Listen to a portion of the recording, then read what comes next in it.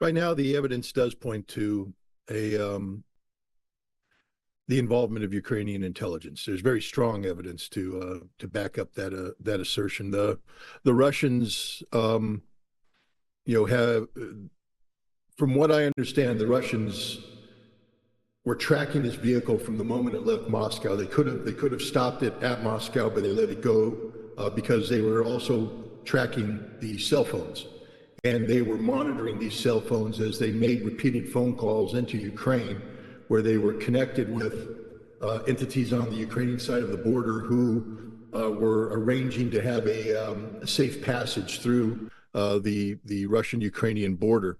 And that just directly implicates the Ukrainian government, because you need the complicity of the Ukrainian border services, and that they would have to coordinate with higher authorities. And we also know that there's connectivity between the so-called International Legion of the Ukrainian Armed Forces, particularly the part of the Legion that's controlled by Ukrainian intelligence, and the Central Asian republics. And that connectivity is also linked to the ongoing efforts by the U.S. Central Intelligence Agency to use the Central Asian republics as a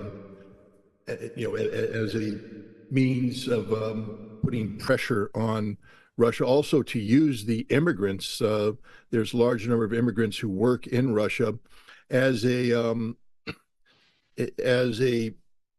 sea of fish amongst which intelligence operatives can swim. We did the same thing in Baghdad in the 1990s, using the Kurdish population there as a sea amongst which the CIA, the MI6, and the Israeli Mossad fish could swim. And the same thing's happening in Russia today, where these immigrant populations are being used by foreign intelligence to find disaffected persons who will provide transportation support, who will provide logistics support, who will provide housing support, et cetera. So it appears that the CIA, at a minimum, provided infrastructure support to the Ukrainian intelligence. But we also should never forget that the CIA, since 2022, through their Special Activities Center, which is mandated by an act of Congress, by the way, to carry out deniable covert operations, including unconventional warfare, guerrilla warfare. These would also be called acts of terrorism, given what they do to disrupt civilian life for political purposes. And the CIA, the Special Activities Center, has been doing this work in Ukraine since 2022, and there's no reason to believe that suddenly they would have stopped doing this. We know that they have coordinated with the Ukrainian intelligence to penetrate Russian soil for the purpose of carrying out espionage, sabotage, direct action attacks.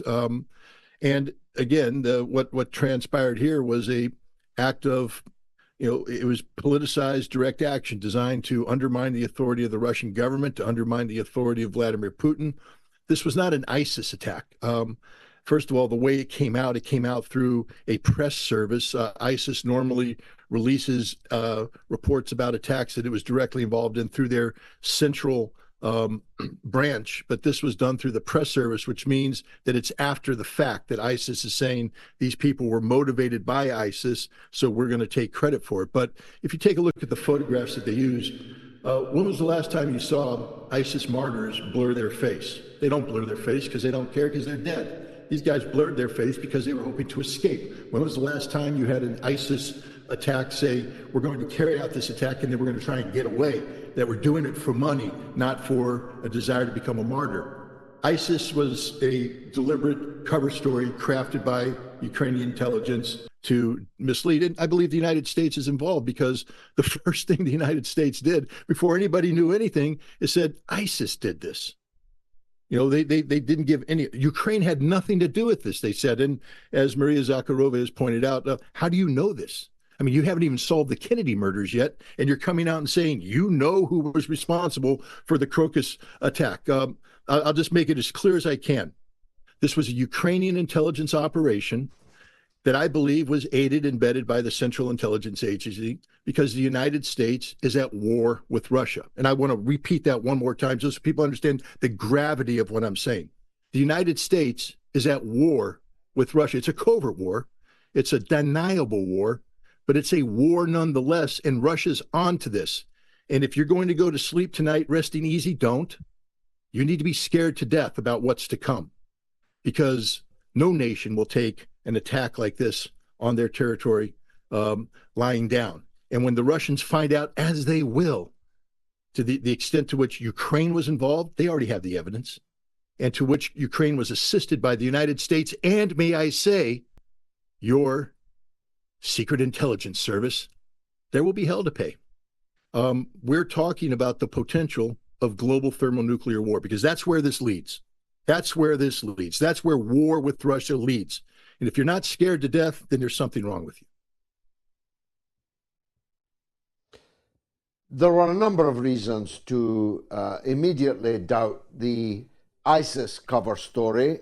The first being just how immediately the ISIS cover story was circulated and from whence it was circulated. As Zakharova said, you don't even know who killed the Kennedys in the 1960s, but you know who carried out and who didn't carry out a mass terror attack within hours in Moscow.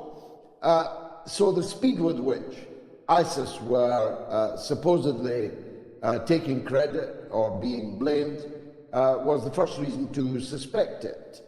The sight of someone taking the Shahada with his left hand, his dirty hand, was of course a second reason to doubt that these fellows were Muslims at all. The third reason was that, as you put it, they did not intend to die. And ISIS operators do intend to die. That's the purpose for which they're doing it, to get to heaven and all the rest. The fourth reason was that they were headed for the Ukraine when they were eventually stopped in their tracks. So like you, I discount the ISIS theory so anxiously and immediately promoted by Western media outlets and Western politicians. That leaves who? That leaves what answer to the ancient question, cui bono? Who else does it leave except Ukraine, the United States, and God forbid the United Kingdom? But why did they do it, Scott, if it were them? I mean, we need to get more. First of all, I think we need to just take one step back and say that the Russians are doing an investigation that's ongoing, and many of these questions will be answered. I've seen some of the interrogation videotapes, and I will go on record here as saying that I condemn the CIA for the torture that we used against Al-Qaeda suspects, and I condemn Russia for the torture that they're using to interrogate the people. It's Russia's business. I'm not a Russian citizen. Only the Russian citizens can hold the Russian government accountable. But as a former intelligence officer, I would tell you that's not the ideal way to interrogate. But Russia operates from a different book. If this was Americans doing this, I would condemn them wholeheartedly, because Americans shouldn't torture, and I would never condone it. And I can't condone Russia doing it as well. So I just want to go on record as saying that I don't condone the use of torture to gain information. I'm with you on that, 100%. And one of the reasons is that you can't trust it. But the Russians have their own methods, and I'm familiar with one of the methods they use, which is to ask a question, get an answer, and then immediately confront the person answering with the lie, that they just told a lie.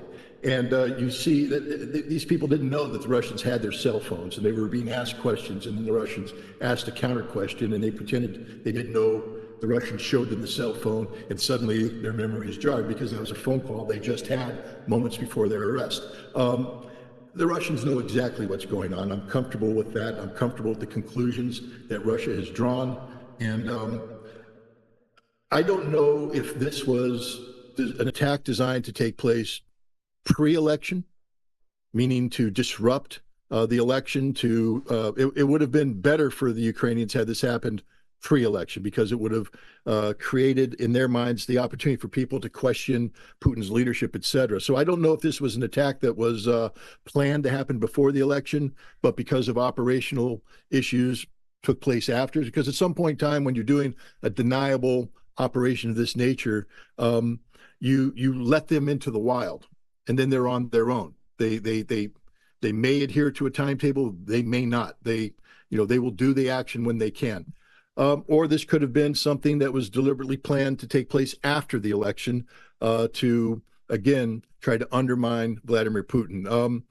But the Ukrainians right now are in desperate straits, extraordinarily desperate straits. They and the United States and Great Britain have always banked not on a Ukrainian victory, but on this war dragging out so long that it creates economic problems for Russia and domestic political problems for Vladimir Putin that could lead to a Moscow Maidan moment. That's the ultimate objective of everything the CIA and the British are doing.